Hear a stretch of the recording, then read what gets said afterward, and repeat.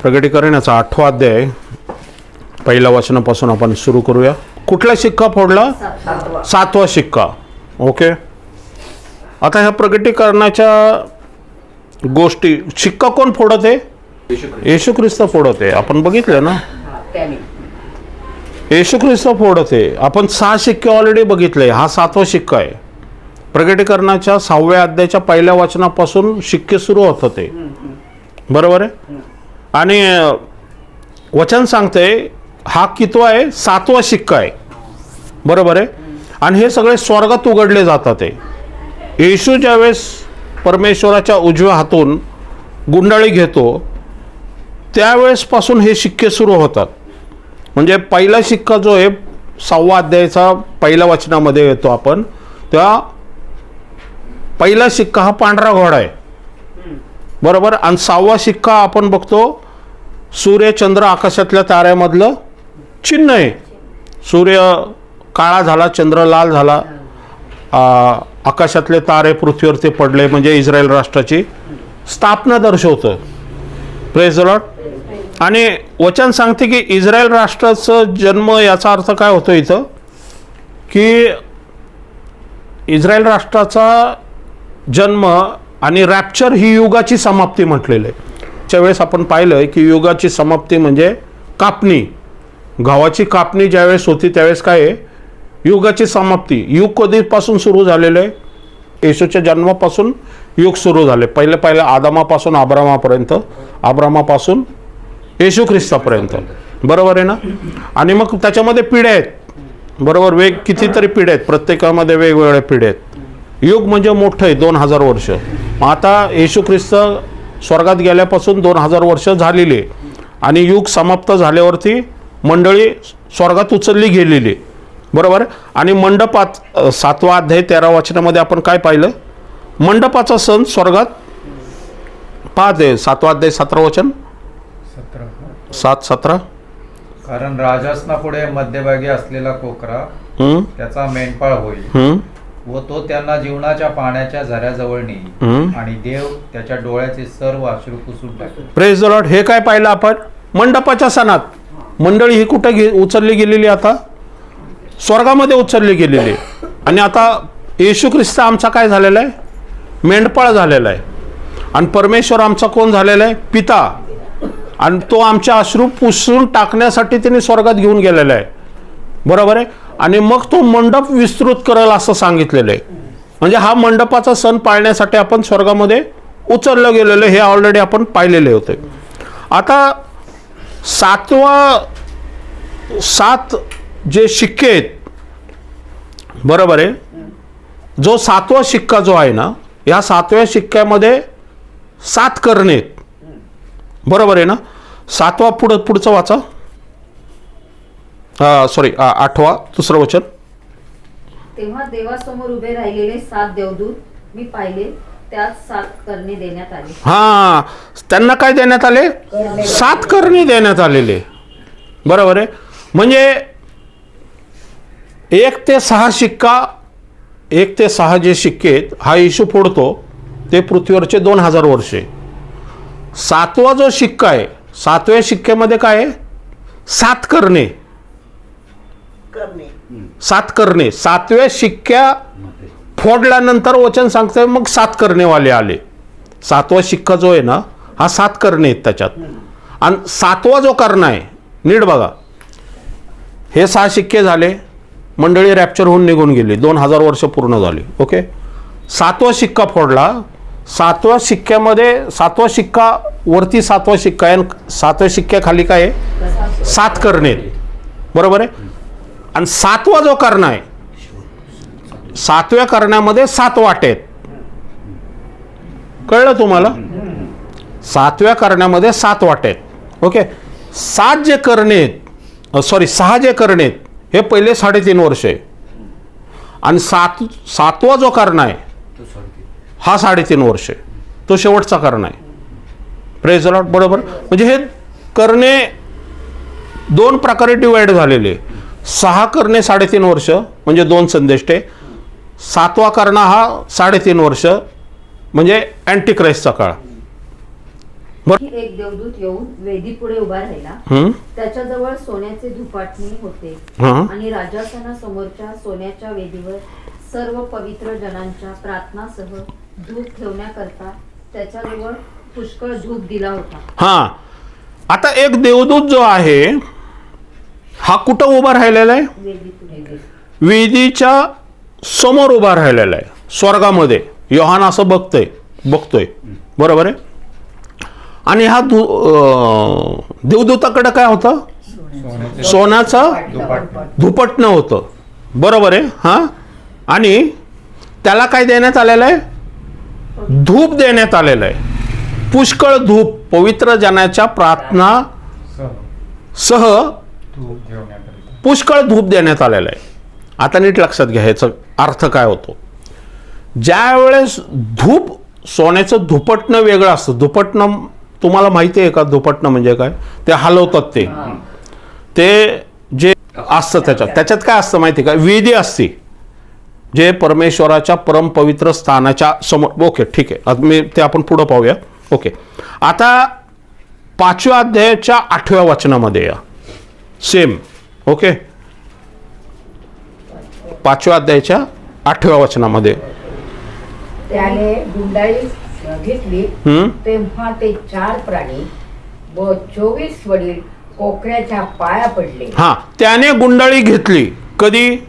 येशू ख्रिस्त ज्यावेळेस स्वर्गारोहण होऊन वरती गेला, ज्यावेळेस गुंडाळी उघडण्यासाठी कुणीच लायकीचा नव्हता, बरोबर आहे ना? म्हणजे ज्यावेळेस येशू ख्रिस्त स्वतःचं रक्त घेऊन ज्यावेळेस स्वर्गामध्ये गेला मध्यस्थी करण्यासाठी, मानवासाठी, पवित्र आत्मा पाठवण्यासाठी, येशू म्हटलं ना, मी चाललोय तुमच्यासाठी जागा तयार करण्यासाठी, जे 5व्या अध्यायामध्ये आपण पाहिलेले. तर त्याच्यामध्ये येशू ज्यावेळेस वरती गेला त्यावेळेस वचन सांगते परमेश्वराच्या उजव्या हातून त्याने काय केली? गुंडाळी घेतली, 7 शिक्के मारलेली.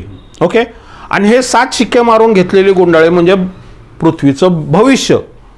ओके, आता तो एक गुंडाळी उघडणार आहे पुढं. पण ज्यावेळेस त्याने गुंडाळी घेतली त्यावेळेस जे 24 वडील आणि 4 प्राणी आहे हे काय करतात? येशू ख्रिस्ताला नमन करतात. हा, पाया पडले. त्या प्रत्येकाजवळ वीणा व धुपाने भरलेल्या सोन्याच्या वाट्या होत्या. हा, प्रत्येकाकडे काय होतं? वीणा होत्या आणि सोन्याच्या वाट्या होत्या. इकडं धुपाटणे, इकडं वाटे, दोघांमध्ये फरक आहे. कळतंय तुम्हाला? धुपटणे हे जुन्या कराराचं प्रतीक आहे. वाटे जे आहेत ह्याच्यामध्ये, वाट्यामध्ये जे इसेन्स असतात, या ज्याला म्हणतो ना आपण, ते धुपावरती टाकण्याचं जे पदार्थ असतात ना, ते वेगवेगळे जडीबुटी वगैरे असतात, ते परमेश्वराच्या लेवीच्या पुस्तकामध्ये आहे ते. तर ते टाकण्याचे जे पदार्थ असतात ना ते वाट्यामध्ये ठेवण्यात येतात. ओके, ते वाट्यामध्ये असतं. हिथं धुपटणं नाही आहे, हिथं वाटे, तिकडं धुपटणं आहे. हिथं 4 वडील आणि 24 वडील आणि 4 देवदूत आहेत, आद्य देवदूत, बरोबर आहे. ते मध्यस्थी करतात. ते तिकडं देवदूत मध्यस्थी करतोय 7व्या अध्यायामध्ये. हे जे पहिलं मध्यस्थी करतात हे पेंटिकॉस्टल दिवसाच्या आधीचं आहे. म्हणजे पृथ्वीवरती अजून विश्वासणाऱ्यांनी राज्य सुरू अजून केलेलं नाहीये, अजून पेत्र उभा राहिलेला नाहीये, अजून पवित्र आत्मा उतरून आलेला नाहीये, बरोबर आहे. तेव्हाचा हा सीन आहे, बरोबर आहे ना? त्यात म्हणून तिथं 24 वडील आणि जे 4 देवदूत आहे ना ते काय करतात? ते येशू ख्रिस्ताला नमन करतात ते. आणि त्यांच्याकडे काय आहे? सोन्याचे वाटी, पण ते वीणा वाजवतात. ते वीणा वाजवतात म्हणजे स्तुती आराधना करतात. ते कृपेचा काळ सुरू झालेला आहे. येशू ख्रिस्त स्वर्गात गेल्यापासून कृपेचा काळ चालू आहे, अजूनपर्यंत कृपेचा काळ चालू आहे, बरोबर आहे. 7व्या अध्यायामध्ये आपण स्वर्गात उचलले गेलेलो आहे, स्वर्गारोहण झालेलं आहे, कृपेचा काळ संपलेला आहे. आता धुपटणं आलेलं आहे. याचा अर्थ काय? जुन्या करारानुसार. कळतंय 2 डिफरन्स तुम्हाला? इथं धुपटणं नाही, नागणी नाही आहे. इथं धुपटणं, नागणी. पुढं आपण हळूहळू पाहणार आहोत. दोन मध्ये डिफरन्स इथं वाट्या आहेत, तिथं धुपट नाही. धुपटणं मध्ये नेहमी विधी असतं ना, त्या विधीवरचं कोळसा धुपटण्यामध्ये टाकतात. विधी जी असते ना, परमपवित्र स्थान, परमेश्वराचे जे दायासन आहे जुन्या करारातलं, त्यातलं जे परमपवित्र स्थान आहे ना, परमपवित्र स्थानाच्या मध्ये एक पडदा असतो, मोठाच्या मोठा पडदा असतो. जो पडदा फाटला म्हटलं ना, तो मध्ये पडदा असतो. पडद्याच्या पुढं हिथं धूपवेदी असते, ज्या धूपवेदीवरती 4 शिंग असतात आणि त्या धूपवेदीवरती कोळसा ठेवलेला असतो आणि तो कोळसा त्या धुपटण्यामध्ये टाकायचा आणि मग त्याच्यावरती ते इसेन्स टाकायचे. मग त्याने काय होतो, धूर निर्माण होतो आणि मग ते धूर हलवतात सगळा. तो सुवास परमेश्वरापर्यंत प्रार्थनेचा जातो. कळतंय तुम्हाला, हे जुन्या कराराचं. पण हिथं काय दिलेलं 5व्या अध्यायामध्ये, आता येशू परमेश्वराच्या उजवीकडच्या सिंहासनावरती बसलेला आहे, बरोबर आहे. आणि तिथं वीणा वाजवतात ते येशूसाठी आणि वाट्याने काय करतात ते, त्या प्रार्थना आहेत आमच्या, बरोबर. हा पुढं वाचा. त्याने गुंडाळी घेतली तेव्हा ते 4 प्राणी व 24 वडील कोकऱ्याच्या पाया पडले. त्या प्रत्येकाजवळ वीणा व धुपाने भरलेल्या सोन्याच्या वाट्या होत्या. त्या वाट्या म्हणजे पवित्र जनांच्या प्रार्थना होत. ते नवे गीत गाऊन म्हणतात, तू गुंडाळी घ्यावयास व तिचे शिक्के फोडावयास योग्य आहे, कारण तू वधीला गेला होतास आणि तू आपल्या रक्ताने सर्व वंश, निरनिळ्या भाषा बोलणारे लोक व राष्ट्रे ह्यामधून आमच्या देवासाठी विकत घेतलेले आहे. Praise the Lord. हे कोण आहेत? हे पेंटिकॉस्टल दिवसापासून सुरू होणारी मंडळी आहेत, 120 पासून पुढं. कळतंय? हे तेव्हाच आहे, तेव्हाची गोष्ट आहे. ओके, आता आपण वेगळ्या काळात आलेलो आहे. ओके, आता आपण पाहणार आहोत की दोघांमध्ये डिफरन्स कळला तुम्हाला. इथं येशू सिंहासनावर बसला, पेंटिकॉस्टल म्हणजे कृपेचा काळ सुरू झाला. पण 8व्या अध्यायामध्ये ज्यावेळेस आपण येतो तेव्हा तिथं देवदूत आहे तिथं, आणि तो परमेश्वराच्या वेदीसमोर उभा आहे आणि त्याच्याकडं सोन्याचं धुपाटणं आहे आणि त्या धुपाटण्याच्या बरोबर त्याच्याकडं काय आहे, धूप आहे, जो त्याच्यावरती टाकण्यात येणार आहे, अग्नीवरती टाकण्यात येणार धूप आहे. प्रेज द लॉर्ड, बरोबर आहे. आता ह्या प्रार्थना आहेत, पवित्र जनाच्या प्रार्थना, त्या पण ह्या प्रार्थना जे 5व्या अध्यायातल्या प्रार्थना पृथ्वीवरून स्वर्गात जाणाऱ्या प्रार्थना आहेत येशूकडं. पण ह्या प्रार्थना ज्या आहेत जुन्या करारातल्या ज्या प्रार्थना आहेत, हे स्वर्गातून पृथ्वीवरती जाणार आहेत. पुढं आपण पाहणार आहोत. हा अग्नी जो आहे ना, स्वर्गातून पृथ्वीवरती खाली टाकण्यात येणार. पुढं 8:3 परत वाचूया. मग आणखी एक देवदूत येऊन वेदी पुढे उभा राहिला.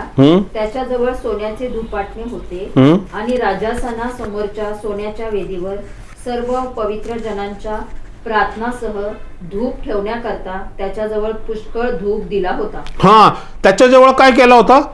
पुष्कळ धूप देण्यात आला होता. हा, देवदूतांच्या हातातून धूपाचा धूर पवित्र जनांच्या प्रार्थनासह देवासमोर वर चढला. तेव्हा देवदूतांनी धुपाटणे घेऊन त्यात वेदीवरचा अग्नी भरून पृथ्वीवर टाकला. हा, अग्नी भरून पृथ्वीवरती टाकलेला आहे. 2 डिफरन्स बघा तिथं. आता 6व्या अध्यायाचं हे काय दर्शवतं माहिती आहे का? ज्यावेळेस धुपाटणं दाखवलं जातं, या अग्नीचं स्वरूप होतं ना, या पृथ्वीवरती टाकलं जात आहे ना, हे काय दर्शवतं माहिती आहे का? की आता कृपेचा काळ संपलेला आहे आणि आता न्यायाचा काळ सुरू होणार आहे. कळतंय? प्रगटीकरण याचा फोडला, 5वा शिक्का फोडला. हा, तेव्हा मी वेदीखाली आत्मे पाहिले. हा, त्या आत्मे देवाच्या वचनामुळे व त्यांनी जी साक्ष दिली होती तिच्यामुळे जीवे मारलेल्या लोकांचे होते. वेदी खालच्या आत्मेत हे, बरोबर आहे. आणि हे स्वर्गामध्ये वेदीच्या तिथं खालच्या आत्मे काय म्हणतात हे, ज्यावेळेस 5वा शिक्का उघडला जातो, हे वेदी आत्मे म्हणजे कोण आहे माहिती का? रक्त साक्ष झालेली, येशू ख्रिस्ताच्या काळापासून तर आतापर्यंत जी रक्त साक्ष झालेली आहेत. हा, वचन परत एकदा वाचा ते. त्याने 5वा शिक्का फोडला. ओके, तेव्हा मी वेदीखाली आत्मे पाहिले. वेदी खाली काय होते? आत्मे होते. आता हे आत्मे कोण आहे? वेदी खालचे आत्मे कोण आहेत? हा, ते आत्मे देवाच्या वचनामुळे नंबर 1 देवाच्या वचनामुळं हा त्यांनी जी साक्ष दिली होती हा तिच्यामुळे जीवे मारलेल्या लोकांचे होते. हा देवाच्या वचनामुळं आणि जी साक्ष पृथ्वीवरती त्याने दिली होती ते जीवे मारलेल्या लोकांचे आत्मे आहेत, ते जे स्वर्गामध्ये वेदी खाली आहेत, ते परमेश्वरासाठी परमप्रिय आहे, पवित्र परमप्रिय आहे. Praise Lord. परमेश्वराच्या जवळ आहेत ते आत्मे. आणि ते रक्तसाक्षी, पहिला स्तेफन रक्तसाक्षी झाला, नंतर जे 12 शिष्य योहान नाही झाला, 11 शिष्य होते ते रक्तसाक्षी झाले, बरोबर. आणि अनेक लोक रक्तसाक्षी झालेले आहेत, हजारो लोक रक्तसाक्षी झालेले आहेत. त्यांनी त्या निरोने राजाने वाघापुढं जनावरांसमोर कैद त्यांना मारलेले त्या AD 70 मध्ये. आणि अनेक लोक रक्तसाक्षी. नंतर आपण पाहतो की तो मार्टिन त्यांनी ज्यावेळेस ते बघितलं, बायबल वाचलं, त्यानुसार तो म्हटला की हे बायबलमध्ये असं नाहीये, पापाची क्षमा करणारा केवळ येशू ख्रिस्तच आहे. आणि मग त्यांनी त्याच्या विरुद्ध प्रोटेस्ट केलं, विरोध केला त्याला. आणि मग त्याच्यानंतर प्रोटेस्टंट आले. मग त्याला कारण तोपर्यंत कॅथलिक समाज हा राजा महाराजांचं वर्चस्व करणारा होता. इंग्लंडचे राजे, फ्रान्सचे राजे, स्वीडनचे राजे, जर्मनचे राजे हे ह्यांना कंट्रोल करत होता. तो विरोध करत होता म्हणून त्यांनी काय केलं, अनेक लोकांना रक्तसाक्षी केले, जाळून मारले, त्यांना हल्ले करून मारले. म्हणजे बायबल. आणि त्यावेळेस बायबल फक्त जे होतं ते फक्त कॅथलिक लोकच वाच, म्हणजे जो पोप असायचा, या मोठे जे तिच्या सानिध्यात राहणारे जे आहेत ना, फक्त तेच वाचायचे, खालची लोक नव्हते वाच. मग मार्टिन लुथर नंतर किंग जेम्स व्हर्जन जे बायबल आहे, इंग्लंडच्या राजाने ज्यावेळेस ते ऐकलं आणि इंग्लंडच्या राजाने ज्यावेळेस ते स्वीकार केलं, त्यावेळेस मग किंग जेम्स व्हर्जन बायबल जे आहे हा, ते मग त्यांनी प्रिंट केलं आणि मग सामान्य लोकांपर्यंत यायला लागलेलं. आणि मग अनेक जगामध्ये ते पसरलं गेलेलं आहे. त्याला म्हणतात प्रोटेस्टंट. त्यावेळेस म्हणण्यात आलं, म्हणजे सांगायचं की रक्तसाक्षी झालेले आहेत हे लोक. कशामुळं? देवाच्या वचनामुळं. आणि येशूची साक्ष सांगणारे कोण आहेत ते? वेदी खालचे आत्मे. हा, वाचा पुढं. जीवे मारलेले लोकांचे होते. ते मोठ्याने ओरडून म्हणाले, हे स्वामी, तू पवित्र व सत्य आहेस. तू कोर्टपर्यंत न्याय निवाडा करणार. हा, हे स्वामी, तू पवित्र आणि सत्य, आमचा न्याय निवडा कधी करणार आहेस तू? पण कृपेचा काळ चालू आहे आता. न्याय निवडा कधी करणार आहे? परमेश्वर म्हणतो करणार आहे. हा, करणार नाहीस. पृथ्वीवर राहणाऱ्या लोकांपासून आमच्या रक्ताचा सूड घेणार नाही. हा, रक्ताचा सूड. आम्ही तुझं वचन सांगितलं, आम्ही तुझी साक्ष सांगितली, तरी आम्ही रक्त सांडलं, तिथं रक्त साक्ष झालं. आमचं सूड कधी घेणार आहेस तू? हा, तेव्हा त्या प्रत्येकास एक शुभ्र जागा देण्यात आला. आणि त्यास असे सांगण्यात आले की तुमच्या सोबतीचे दास, तुमचे बंधू तुम्हासारखे जीवे मारले जाणार नाही. त्यांची संख्या पूर्ण होईपर्यंत तुम्ही आणखी थोडा वेळ विश्रांती घ्या. हा, त्यांना थोडा वेळ विश्रांती घ्यायला लावलेली आहे. म्हणजे अजून ती संख्या पूर्ण होईपर्यंत. आता ती संख्या किती आहेत माहित नाही, ते देवाला माहिती आहे. म्हणजे महासंकटाच्या काळामध्ये पण चालू आहे ते, बरोबर. पण न्याय उतरून येणार आहे, बरोबर आहे. त्या धूपाचा अग्नी पृथ्वीवर ते टाकण्यात येणार आहे. तो अग्नी काय दर्शवतो? न्याय दर्शवतो.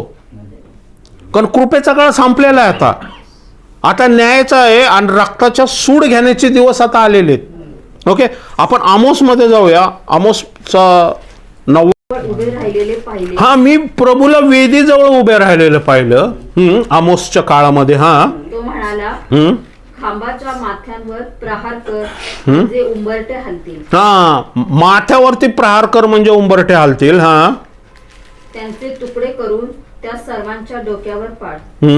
त्यांच्यातले शेष उरतील ते मी तलवारीने वधील. जे उरतील त्यांना तलवारीने मारल मी. हा, त्यातला कोणी पळून जाऊ पाहिल पण त्याला पळून जाता येणार नाही.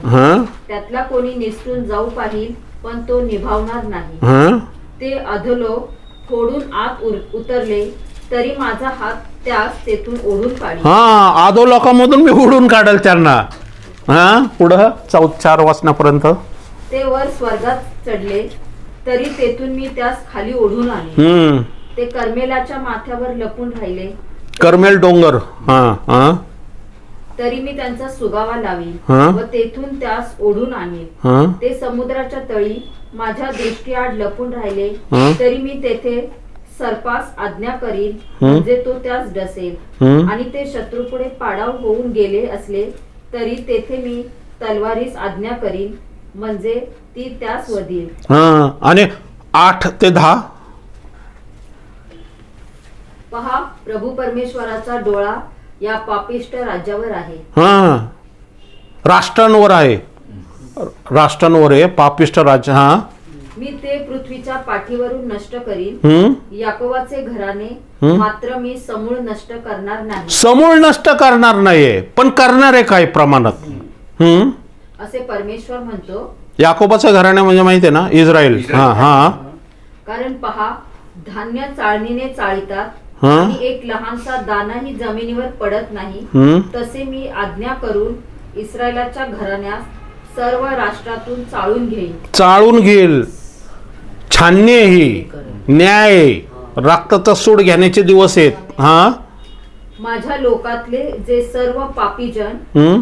आम्हास अनिष्ट गाठणार नाही हम्म. ते आम्हावर येणार नाही हं. असे म्हणतात. हा, जे म्हणतात आम्ही पाप केलेलं नाहीये, आमच्यावरती अनिष्ट येणार नाहीये. हा, जे म्हटले ना येशू ख्रिस्ताला क्रूस खांबावरती टांगताना की हा बराब्बाला सोडा, येशू ख्रिस्ताला क्रूस खांबावरती टांगा, ते म्हटले याचा पिलात म्हटला काय दोष मला आढळला? दोष आढळत नाही, मी काय करतो, हात धुतोय बाबा. ते म्हणतात ह्याच्या रक्ताचं जे काय असतील ते वेतन आम्ही घ्यायला तयार आहे. या रक्ताचं जे काय प्रायश्चित असेल आमच्या फॅमिलीवरती पिढ्यानपिढ्या आमच्यावरती येऊ दे. आणि तसंच झालं ते. Praise Lord. म्हणजे जे शास्त्री पुरुष आहे, ज्यांच्याकडे नियमशास्त्र आहे, जे निष्णांत आहेत वचनामध्ये, त्यांनी तारणाऱ्याला जे यशायाचा इमॅन्युअल बद्दल लिहिलं होतं ते त्यांना कळलंच नाही. बरोबर. असे जी लोक आहेत, हा, असे म्हणतात ते तलवारीने मरतील. ते तलवारीने मरतील. तो दिवस येणार आहे, अँटिक्राइस्ट येणार आहे. अँटिक्राइस्ट ताबा घेणार आहे इस्रायलचा. अँटिक्राइस्ट मंदिरामध्ये बसणार आहे. ओके. हे का होणार आहे? 8वा अध्याय त्याच्यातलाच, आमोसचाच 8वा अध्याय 11 वचन. प्रभू परमेश्वर म्हणतो, हम्म. पहा असे दिवस येत आहेत की हम्म. त्यात मी देशात दुष्काळ आणेन. मी दुष्काळ आणल म्हणतो देशावरती, या जगावरती दुष्काळ आण. पण हा कसला दुष्काळ आहे? तो हा दुष्काळ पाण्याचा नव्हे, हा अन्नाचा किंवा पाण्याचा नव्हे, हा. तर तो परमेश्वराची वचने ऐकण्यासंबंधीचा होईल. Praise the Lord. आज वचन ऐकलं जातंय, आज बायबल वाचलं जातंय, आज वचनाचा प्रचार प्रसार होतोय, चिन्ह चमत्कार घडतात आहे. कारण कृपेचा काळ चालू आहे. पण एक काळ होणार आहे ज्यावेळेस ही धूप वेदी जी आहे ना, देवदूत हलवल आणि त्याच्यात धूपातला अग्नी पृथ्वीवरती येणार आहे. तो असणार आहे परमेश्वराचा न्याय. कारण आमच्या रक्ताचा सूड, आम्ही साक्ष सांगितलेली आहे, आमच्या रक्ताचा सूड कधी घेणार आहे? ओके. 2 पेत्रयाचा 2रा अध्याय 5 ते 9 मध्ये आपण पाहूया. 5 ते 9. त्याने प्राचीन जगाचीही गय केली नाही. हा, त्याने प्राचीन जगाची गय केली नाही परमेश्वराने. हा, तर अभक्तांच्या जगावर जलप्रलय आणला. जे आणि अभक्त होते, या जे अनितीने चालत होते, जे परमेश्वराचा शब्द मानत नव्हते, जे अहंकारी होते, ज्याला म्हणतो ना वचना परमेश्वराला विरोध करत होते, नोहाला विरोध करत होते, त्यांच्यावरती जलप्रलय आणला. Praise Lord. त्यांना परमेश्वराने त्यांचा न्याय केला असं वचन सांगते. हा. आणि नीतिमत्वाच्या उपदेशक नोहा ह्याचे 7 जणांचं रक्षण केले. हा, नीतिमत्व पाळणारा, या देवाच्या वचनाप्रमाणे चालणारा जो नोहा होता, ह्याच्यासह 7 जण, म्हणजे अख्ख्या पृथ्वीवरून फक्त 8 जणच वाचली. बघा, अख्ख्या पृथ्वीवरून 8 जण फक्त वाचली आणि अख्खी पृथ्वी पाण्याने भरून जलप्रलयाने जगाचा नाश केला. त्या बोटीतलेच फक्त सेफ होते. हा परमेश्वराचा न्याय आहे. हा धुपाटण्यामधून पृथ्वीवरती टाकण्यात आलेला अग्नी आहे. कळतंय तुम्हाला? परमेश्वराचा ज्यावेळेस न्याय उतरून येतो त्यावेळेस अशा प्रकारे परमेश्वर कृपेचा दरवाजा बंद करतो, म्हणजे त्या तारवाचा दरवाजा बंद करतो, आणि तारवाच्या आत असलेले जे आहे हे सेफ राहतात, आणि तारवाच्या बाहेर असलेले हे न्यायाला सामोरे होतात. कारण परमेश्वर हा सहनशक्ती जरी सहनशीलता ते दाखवत असला तरी, तो मंद क्रोध असला तरी तो न्याय करणारा परमेश्वर आहे. पुढं रक्षण केले. पुढे होणाऱ्या अभक्तास उदाहरण देण्यासाठी सदोम व गमोरा, पुढं घडणाऱ्या अभक्तास म्हणजे आजच्या काळापर्यंत, या आत्ता जे घडतंय, आज सदोम गमोरा सारखी स्थिती आहे. आज पुरुष पुरुष स्त्री स्त्री 28 देशाने, इव्हन इस्रायल राष्ट्राने सुद्धा मान्य केलेले की स्त्री स्त्री आणि पुरुष पुरुष लग्न करू शकतात. मग हे सदोम गमोरामध्ये पण चालू होतं ना. मग आज परमेश्वर सहन करत आहे म्हणजे काय परमेश्वराने दुर्लक्ष केलेलं नाहीये.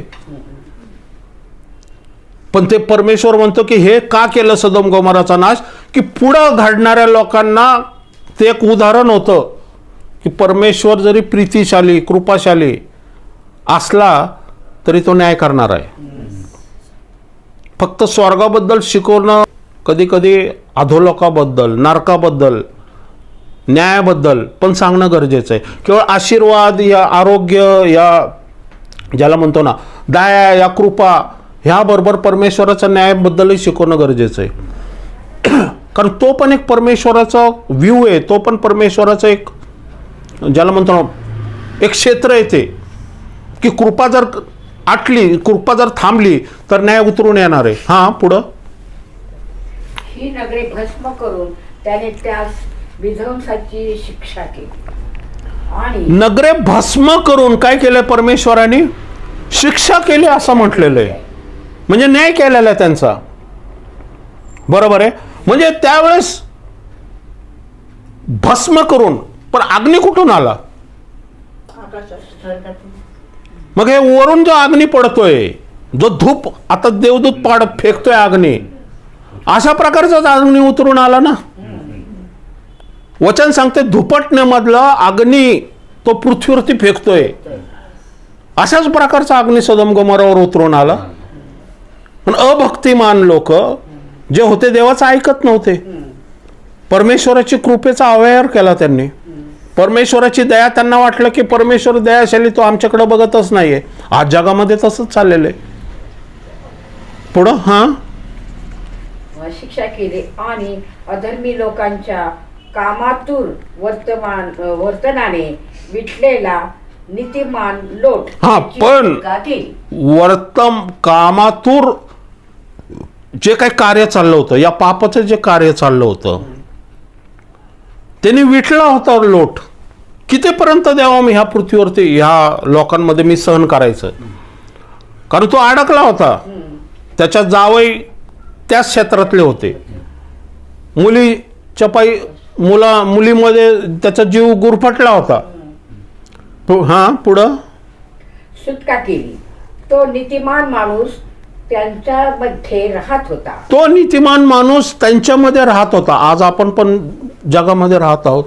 आजूबाजूला काय चाललेलं आहे आपल्या अनेक गोष्टी आहेत. आपण विरोध करू शकत नाही, आपण बोलू शकत नाही. बोललं तर चर्चला विरोध होतोय, आज सुवार्तेला विरोध होतोय, आज पास्टरांना विरोध होतोय. आज पापाची परिसीमा गाठलेली. पब म्हणा, ड्रग्ज म्हणा, व्यभिचार म्हणा, प्रोनोग्राफी म्हणा, टी व्ही म्हणा, मोबाईल म्हणा, हे कळस झालेला आहे. पाप भ्रष्टाचार तर असा कळस झालेला आहे की आम्हाला तर कोणीच काही करू शकत नाही असं झालेलं आहे. म्हणजे जो पाप करतो तो कितीतरी भ्रष्टाचार झाला तर त्याला काही शिक्षा नाही आहे. आता ट्रम्प म्हणतो त्याप्रमाणे करतो. सगळे जग घाबरून गेले, काय करायचं? त्याला जे पाहिजे ते करतो आणि कोणी काही करू शकत नाही आहे. हे काय चाललेलं आहे? सगळं अनितीचा कळस झालेला आहे. वचन असं सांगतंय. आणि अमेरिकेत तर भयंकर परिस्थिती आहे. जादूटोणा, ब्लॅक मॅजिक ह्या तर त्यांच्याकडं तर ते कायद्याने मान्य आहे त्यांना, जे चेटूक करतात ना ते चेटूक कायद्याने मान्य आहे त्यांच्या तिथं, विचक्राफ्ट करणारे शिकवतात शाळेत आणि कॉलेजेसमध्ये. हो. जे 10 आज्ञा त्या बंद केलेले आहेत अमेरिकेच्या शाळेमध्ये. आणि आता जे स्त्री पुरुष हे लहान पोरांना जे गेज लोक आहेत ना हे शिकवतात. आहे मी एका ह्याच्यामध्ये बघितलं ते त्यांना टीचर म्हणून ठेवलेले. आता ते मुलांना काय शिकवणार आहे? तुम्ही बायबल बंद केलं, तुम्ही त्या गोष्टीचं करताय. 28 देशांनी मान्यता दिलेली आहे.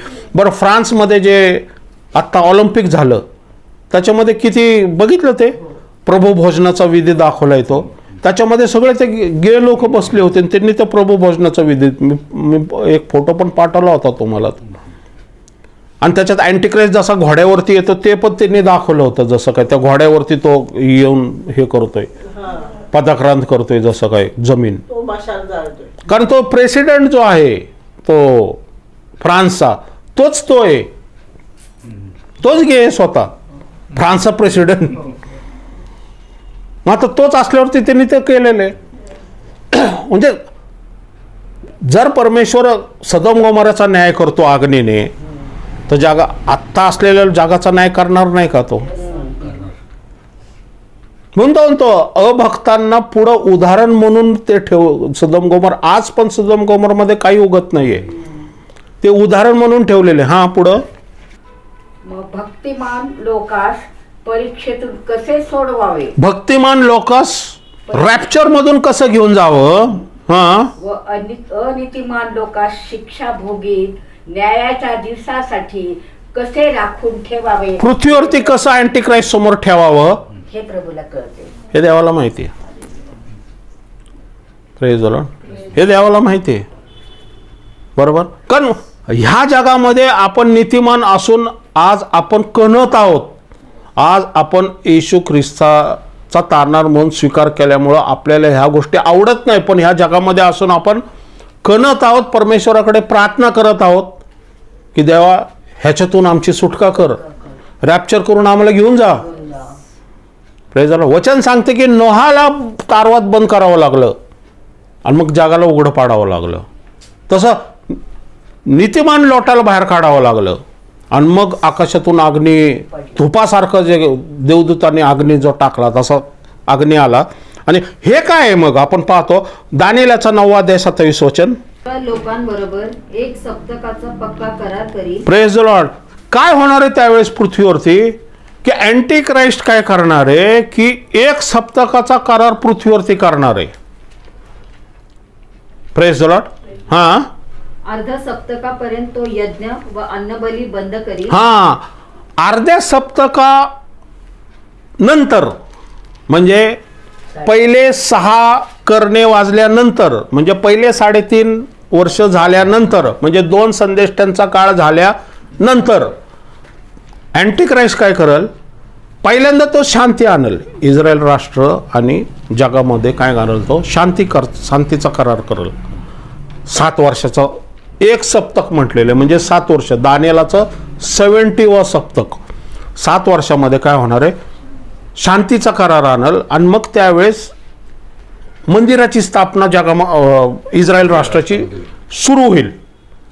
आणि ते मंदिर तर काही दिवसातच बांधतील. आपल्याला माहिती आहे मंदिर ऑलरेडी त्यांच्याकडं सगळं मंदिराचे इक्विपमेंट्स रेडी आहे.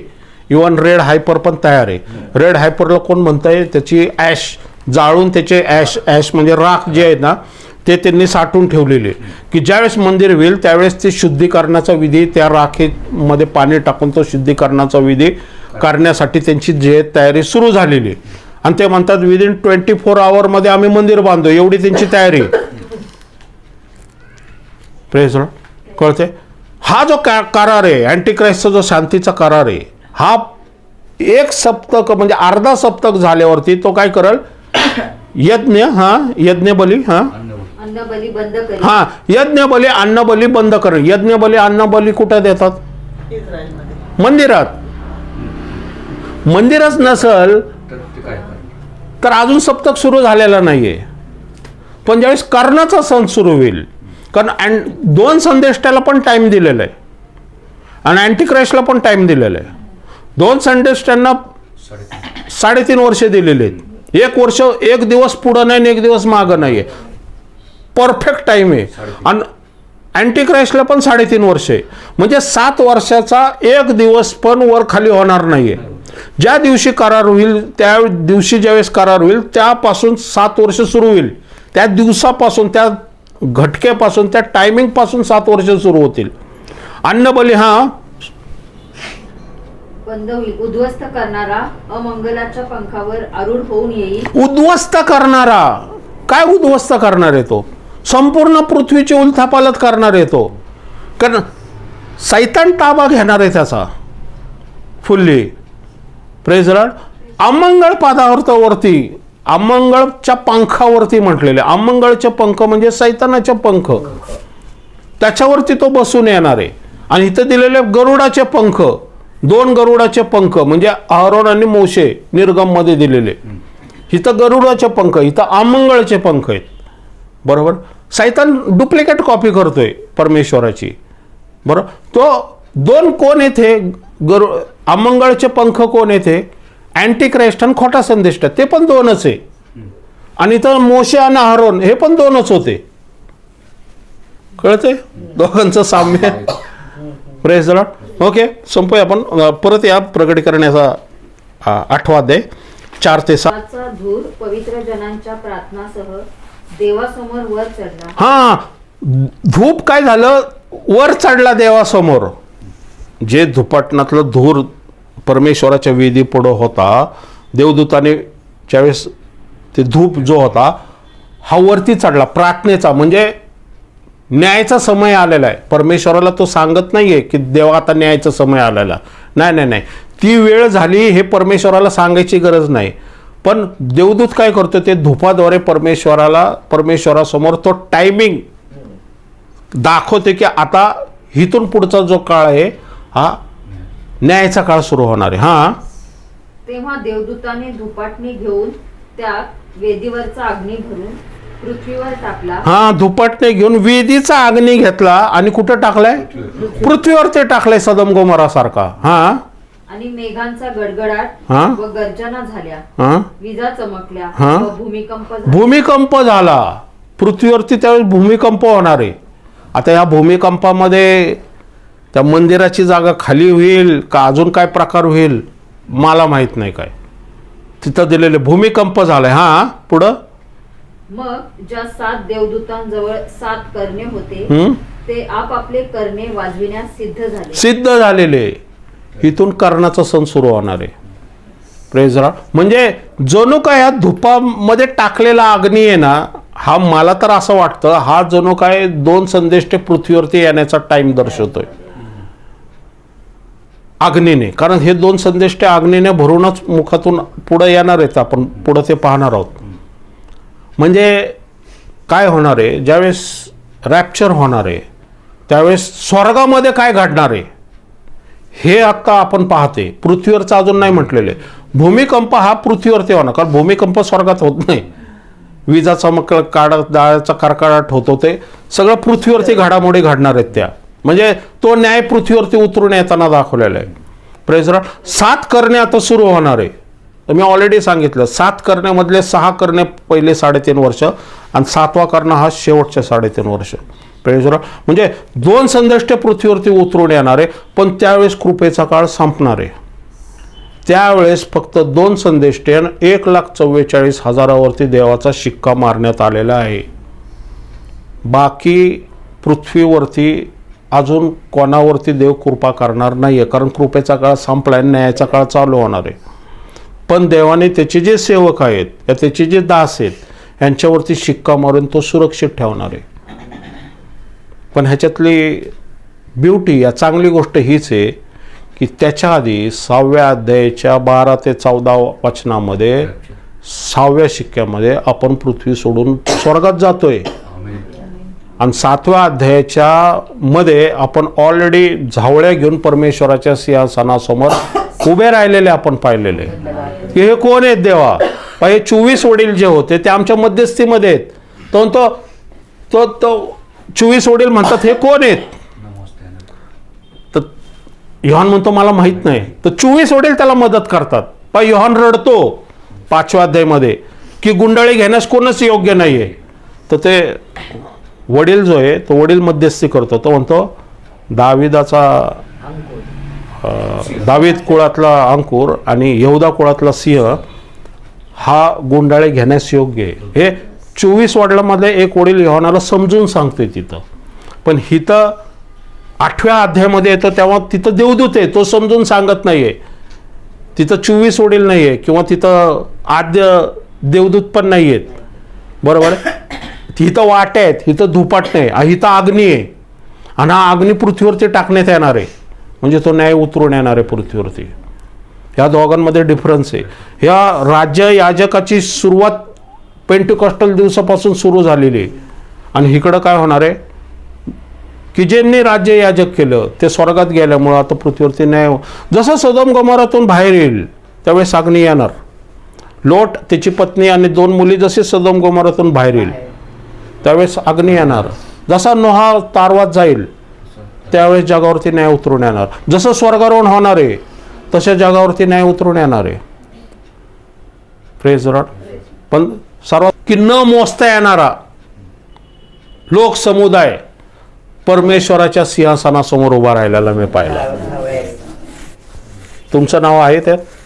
आहे, कारण न मोजता येणार आहे. Praise Lord. आत्ता जर शंका असेल तर आत्ता दुरुस्ती करायला टाईम आहे. पण मला वाटतं आपल्या कोणाला शंका नाही आहे, कारण आपण सगळे जाणार आहोत. आपण त्या दिवसाची वाट पाहत आहोत. आपण पवित्रतेमध्ये, शुद्धतेमध्ये, प्रार्थनेमध्ये सांगते ना की आदाशीपणा, दारूबाज, संसाराच्या चिंता ह्यांनी त्या पाशामध्ये पडू नका, कारण ते संपूर्ण जगावरती येणार आहे. तर सदैव प्रार्थना करत जागरूक राहा. आम्हाला प्रार्थना करत जागरूक का राहायचं, कारण त्याचं येणं अत्यंत जवळ आहे. तो कधी येऊ, आज रात्री येऊ किंवा अजून 2026च्या माहीत नाही, कधी पण येऊ शकतो तो. आम्हाला जागरूक आणि सतर्क राहणं यासाठी गरजेचं की रात्री 2 वाजता जरी आला, बरोबर आहे ना, तर आम्हाला कर्णाचा आवाज ऐकू यावा. कारण कर्णाचा आवाज त्यालाच ऐकू येईल की जो ज्यावेळेस स्वर्गात कर्णा वाजल, स्वर्गात कर्णा वाजणार आहे पण ऐकू आपल्याला येणार आहे पृथ्वीवरती. का माहिती का, आपण झोपलो असलं की आपण जागं व्हावं. तो स्पिरिच्युअली कर्णा असेल. म्हणून मी आत्ता प्रार्थना काय केली, देवा आम्हाला स्पिरिच्युअली कान दे, आत्मिक कान. ज्याला कान आहे तो ऐको.